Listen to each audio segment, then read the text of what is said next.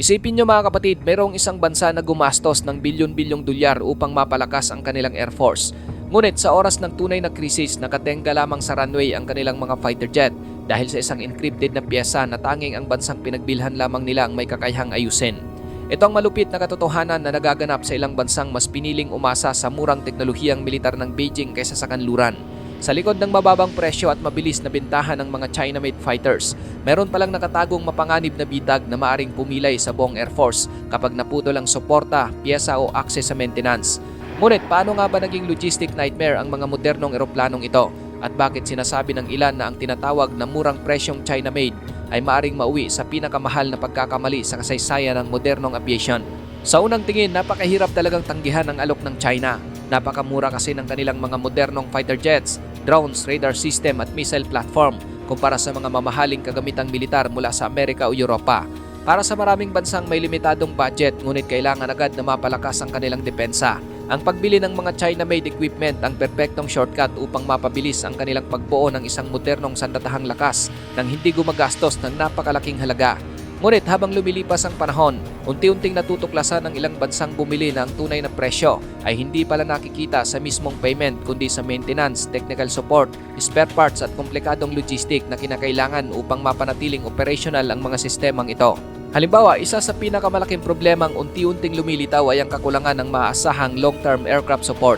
Kapag may nasirang bahagi o critical component ng isang Chinese aircraft, kadalasan ay kinakailangan pang dumaan sa mahaba at komplikadong proseso bago makakuha ng replacement part, software authorization o technical access mula mismo sa manufacturer sa China. Sa ilang kaso, kahit simpleng maintenance procedure ay hindi agad may sasagawa ng walang approval o encrypted system access mula sa supplier. Nakakabahala ito dahil sa panahon ng matinding tensyon o aktwal na digmaan, maring unti-unting matenga ang maraming aircraft na kalaunan ay magre-resulta sa pagbagsak ng operational capability ng buong Air Force. Mas lalo pang lumala ang sitwasyon dahil maraming modernong Chinese aircraft ang lubhang umaasa sa encrypted system, proprietary software at closed digital architecture na kontrolado mismo ng manufacturer. Ibig sabihin, kahit mayroong sapat na kakayahan at karanasan ang lokal na engineers o mga maintenance crew ng isang bansa, hindi nila basta-basta ma-access o maaayos ang ilang critical components nang walang direktang authorization mula sa China. Sa ilang pagkakataon, maging ang simpleng diagnostic, software updates o system recalibration ay nangangailangan pa ng external access at approval.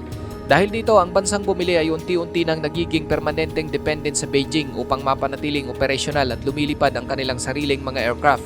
Isang sitwasyong maaring maging napakalaking panganib kapag sumiklab ang geopolitical tension o biglaang naputol ang suporta mula sa supplier. May ilang ulat din na nagsasabing ang ibang bansang gumamit ng Chinese military equipment ay nakakaranas ng matinding panggigipit sa pagkuha ng spare parts at technical support matapos magkaroon ng mga diplomatic tension sa Beijing. Ibig sabihin, sa oras na magkaroon ng isang bansang nakabili ng mga aircraft sa China ng hindi magandang relasyon sa kanila, maaaring bumagal ang supply chain, mantala ang delivery ng critical components o sa pinakamatinding sitwasyon ay tuluyang maputol ang access sa maintenance at software support.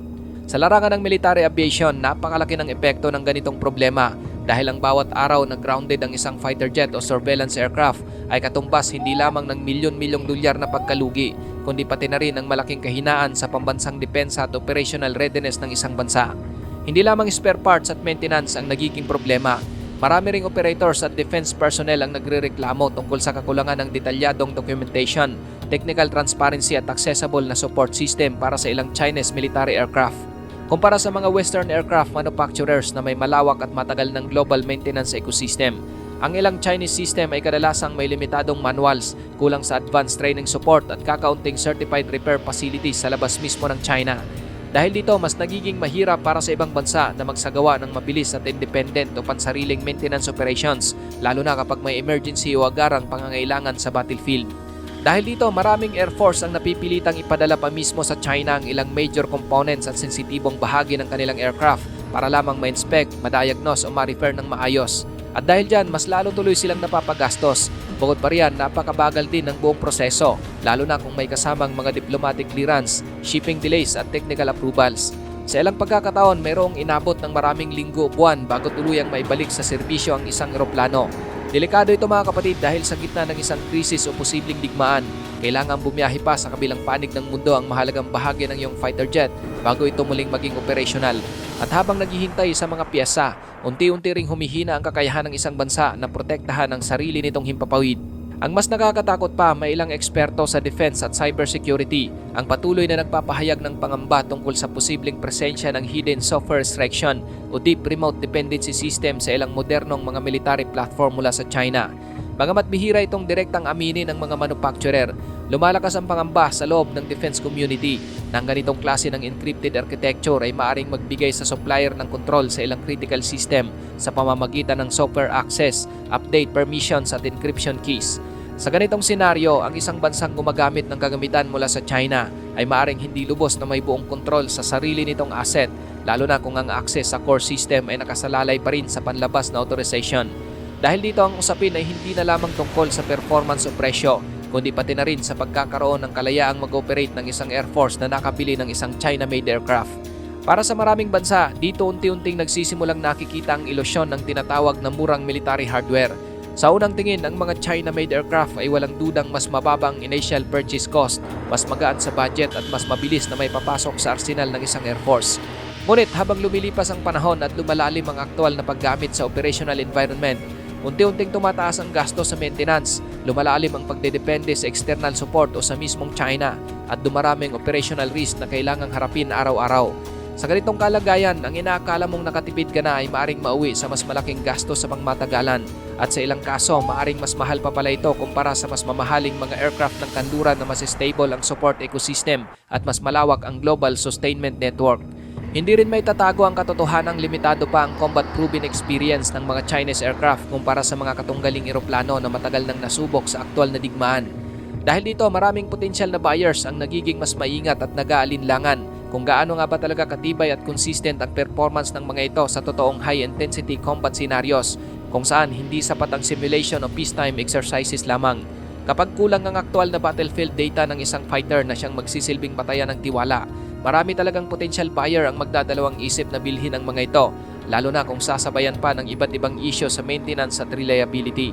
Samantala, ginagamit naman ng ilang bansa sa kanluran ang isyong ito bilang bahagi ng kanilang strategic messaging o propaganda laban sa Beijing upang ipakita ang mas malawak na problema kung pipiliin ng isang bansa na bumili ng Chinese military equipment. Madalas nilang igiit na ang pagbili ng mga Chinese aircraft ay hindi lamang simpleng commercial transaction, kundi isang pangmatagalang pagdedepende sa China na maaring makaapekto sa kanilang soberanya at flexibility sa mga darating na panahon. Ngayon mga kapatid, sa likod ng lahat ng ito, nakatago ang isang mas malaking tanong na hindi madaling sagutin. Handa bang isugal ng isang bansa ang sarili nitong national security kapalit ng mas murang presyo ng kagamitan? Sa unang tingin, maring mukhang praktikal at matipid ang desisyong ito, lalo na para sa mga bansang kapos sa budget. Ngunit sa mas malalim na pagsusuri, lumilitaw na ang tunay na presyo ng mga aircraft na ito ay hindi ang paunang bayad, kundi ang mas malaking gagastusin dahil sa maintenance at kawalan ng maayos na sistema. Sa panahon ng digmaan o matinding krisis, hindi sapat na mayroon ka lang maraming fighter jet sa papel o sa inventory. Ang mas mahalaga ay kung ilan sa mga ito ang tunay na kayang lumipad sa tamang oras, makakalaban ng epektibo at mananatiling operational araw-araw sa gitna ng matinding pressure, kakulangan sa supply at mabilis na pagbabago ng sitwasyon sa battlefield. Sa huli mga kapatid, ang tunay na lakas ng isang Air Force ay nakasalalay hindi lang sa pagbili ng kagamitan kundi sa kakayahan nitong panatilihing handa at gumagana ang bawat asset kapag ito na ang pinakakailangan. Ikaw kapatid, ano ang masasabi mo sa bidyong ito?